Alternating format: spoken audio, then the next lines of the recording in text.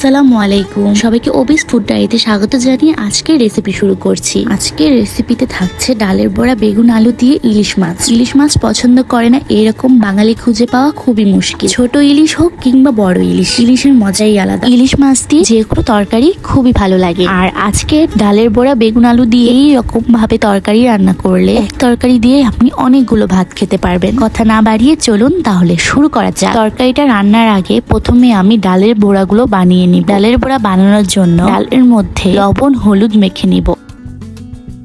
মাখানো হয়ে গিয়েছে, এখন ভাজার জন্য প্যানে পরিমাণ মতো তেল দিয়ে দিলাম।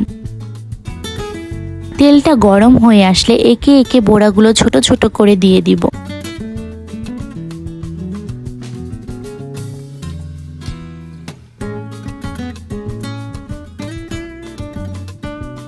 বড়াগুলো এপিট ওপিট করে ভেজে নিব। বেশি কড়া করে ভাজা যাবে না। বড়াগুলো ভাজা হয়ে গিয়েছে, বড়াগুলো তুলে এই একই তেলের মধ্যে আমি তরকারিটা রান্না করব। তেলটা গরম আছে, এর মধ্যে দিয়ে দিব হাফ কাপ পরিমাণ পেঁয়াজ কুচি। পেঁয়াজের রংটা বাদামি হয়ে আসলে দিয়ে দিব আদা রসুন বাটা 2 টেবিল চামচ। দিয়ে দিব সামান্য পানি, তাহলে মশলা লেগে যাবে। দিয়ে দিব 1 চা চামচ হলুদ গুঁড়ো, 2 চা চামচ লাল মরিচ গুঁড়ো, 1 চা চামচ ধনিয়া গুঁড়ো আর স্বাদ মতো লবণ। এখন সব মশলা আমি একটু সময় নিয়ে কষিয়ে নিব।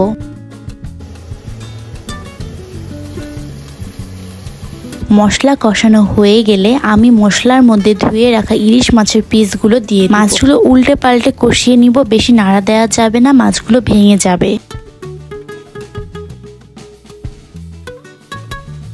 মাছগুলো কষানো হয়ে গেলে আলতো হাতে মাছগুলোকে উঠিয়ে নেব।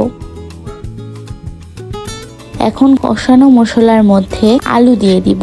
আলুগুলো কিছুক্ষণ ভেজে ঢাকনা দিয়ে 3 থেকে 4 মিনিট রেখে দিয়ে দিব বেগুন। দুটো মিলিয়ে তরকারিটা কষিয়ে নিব 4 থেকে 5 মিনিট, তাহলে আলু ও বেগুন আধা সেদ্ধ হয়ে যাবে। আলু আর বেগুন সেদ্ধ হয়ে আসলে ঝোলের জন্য পানি দিয়ে দিব। আজকে তরকারির পানির পরিমাণটা একটু বেশি দিব, কারণ ভেজে রাখা ডালের বড়াগুলো যখন তরকারির মধ্যে দেওয়া হবে তখন তরকারির ঝোলটা টেনে নিবে। পানি দিয়ে তরকারির চুলার আঁচটা ফুল করে দেব। যখন তরকারি ফুটতে শুরু করবে এর মধ্যে ভেজে রাখা ডালের বড়া আর কষানো ইলিশ মাছের পিসগুলো দিয়ে দিব।